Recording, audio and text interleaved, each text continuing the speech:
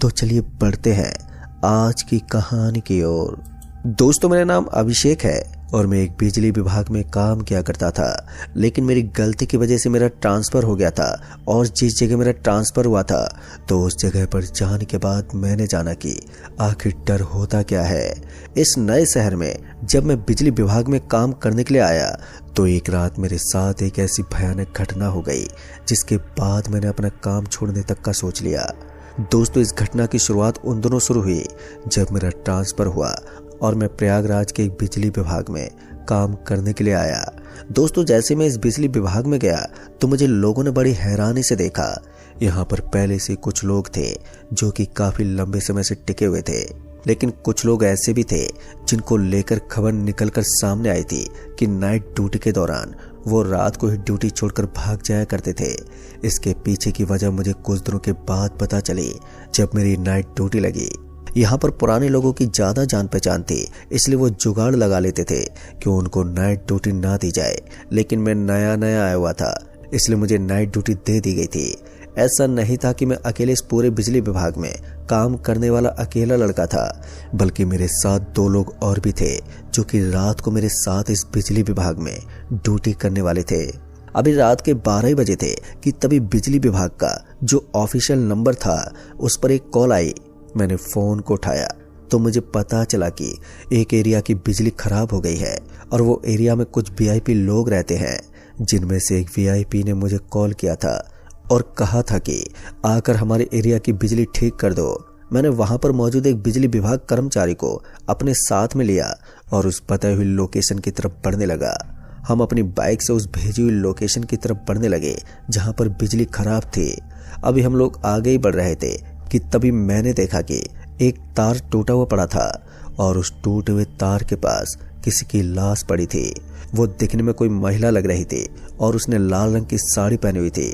दूर से सही से समझ में नहीं आ रहा था, लेकिन अंधेरे की वजह से वो लाल कलर की जो साड़ी थी जो हल्की फुल्की चमक रही थी। मैंने अपने पीछे बैठे उस वर्कर से कहा, यार जरा देखो वो लाल लाल क्या चमक रहा है। तब उस वर्कर ने गौर से देखा और मेरी तरफ देखकर बोला, ऐसा लग रहा है जैसे कोई मर गया है। इसको सुनकर मैं तो बुरी तरह से डर गया था, लेकिन वर्कर ऐसे बोल रहा था जैसे इसके लिए ये सब आम बात हो।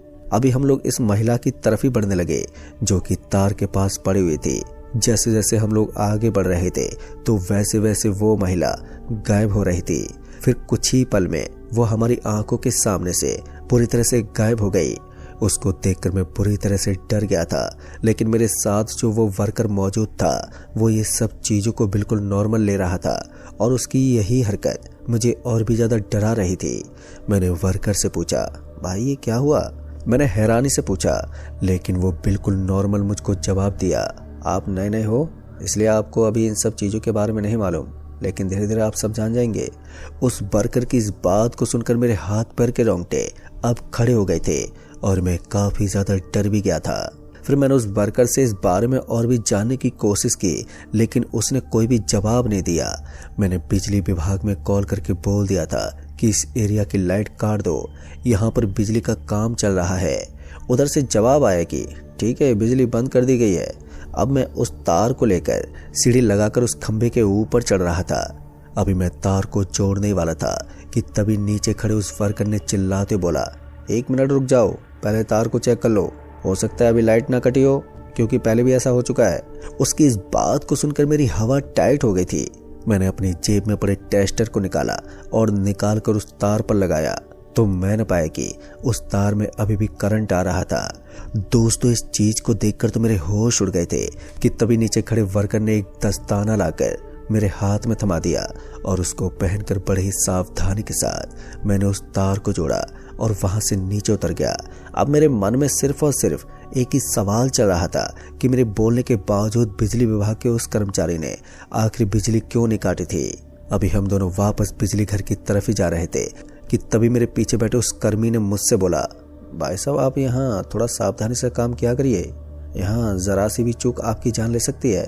मैंने उसकी इस बात को ध्यान से सुना, लेकिन मैंने कोई जवाब नहीं दिया। मैं चुपचाप ही गाड़ी चला रहा था। अब हम कुछ देर में बिजली घर पर भी पहुंच गए थे। मैं गुस्से में बिजली घर के अंदर की तरफ जा रहा था, उस कर्मचारी से ये पूछने के लिए कि जब मैंने तुमसे कहा कि बिजली बंद कर दो तो आखिर तुमने बिजली बंद क्यों नहीं करी थी, क्योंकि उसकी इस चूक से मेरी जान भी जा सकती थी। मैं उस कर्मचारी को आवाज देते हुए अंदर की तरफ ही जा रहा था, लेकिन अंदर से कोई भी आहट नहीं आ रही थी। अभी मैं ऑफिस के अंदर गया तो मैंने पाया कि वो कर्मचारी तो अपनी कुर्सी पर बैठकर सो रहा है।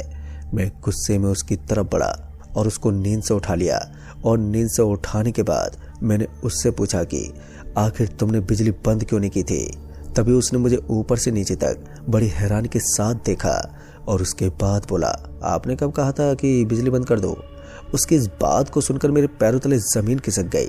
तभी मैंने कहा कि मैंने तुमसे फोन पर बात की थी। उसका जवाब सुनने के बाद मेरी हालत और भी ज्यादा खराब हो गई, क्योंकि उसने बोला था कि मेरी फोन पर किसी से बात भी नहीं हुई है। आप लोग जब से गए हैं मैं यहीं पर सो रहा हूँ। अभी हम दोनों में इतनी बहस हो रही थी कि तभी एहसास हुआ जैसे कि सेकंड फ्लोर पर कुछ गिरा है।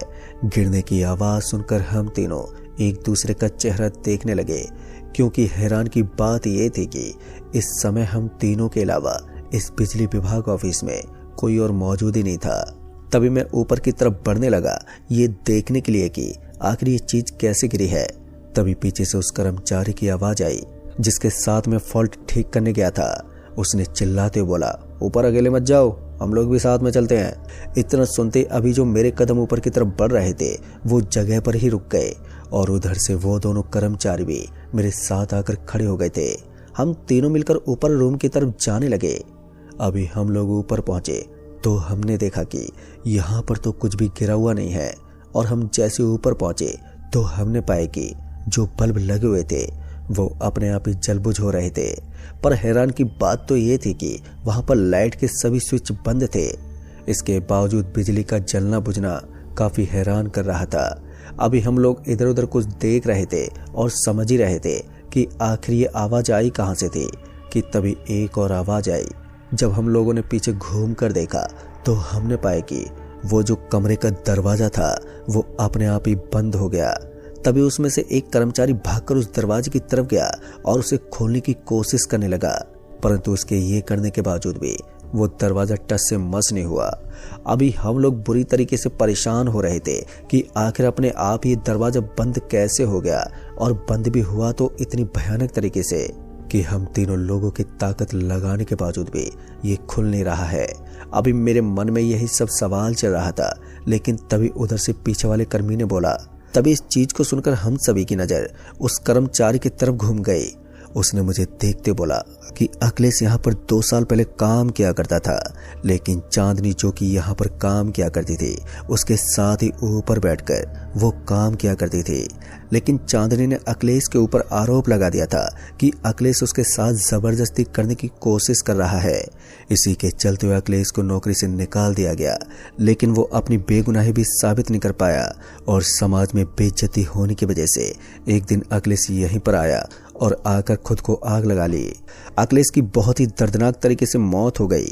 अखिलेश की मौत के कुछ दिनों के बाद ही चांदनी की इस ऑफिस में नाइट ड्यूटी करते हुए रहस्यमय तरीके से मौत हो गई, और इस मौत के बाद कोई भी कर्मचारी इस बिजली घर में कभी भी रात को ड्यूटी नहीं करना चाहता, खास करके इस कमरे में जिसमें हम लोग फंस गए हैं। इसलिए इस कमरे को ज्यादातर बंद ही रखा जाता है। दोस्तों, अभी हम लोग दरवाजे के पास दरवाजे को खोलने की कोशिश ही कर रहे थे, लेकिन तभी हमें एहसास हुआ जैसे दरवाजे के नीचे से कुछ पानी जैसा अंदर की तरफ आ रहा है। जैसे मैंने हाथ लगाकर उसको छुआ तो मैंने पाया कि वो पानी नहीं बल्कि पेट्रोल है, जो कि कोई बाहर से अंदर की तरफ फेंक रहा है। उस पेट्रोल को अंदर की तरफ आता हुआ देखकर सभी लोग पीछे हटने लगे। मैं भी उन लोगों के साथ पीछे हट गया था, और हम तीनों ने एक दूसरे का चेहरा देखा।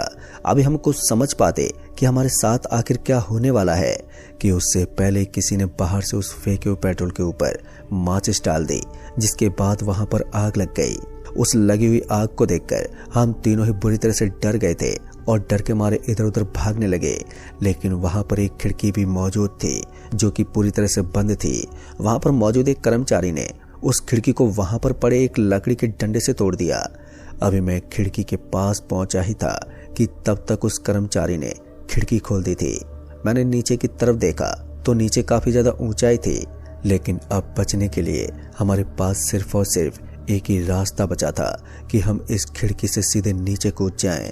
जैसे वो खिड़की टूटी कि हम तीनों ने अपनी जान बचाने के लिए उस खिड़की से नीचे की तरफ छलांग लगा दी और छलांग लगाने की वजह से मेरे पैर में काफी ज्यादा चोट आ गई थी। मैं सही से चल भी नहीं पा रहा था और यही हाल उन दोनों कर्मचारी का भी हुआ था।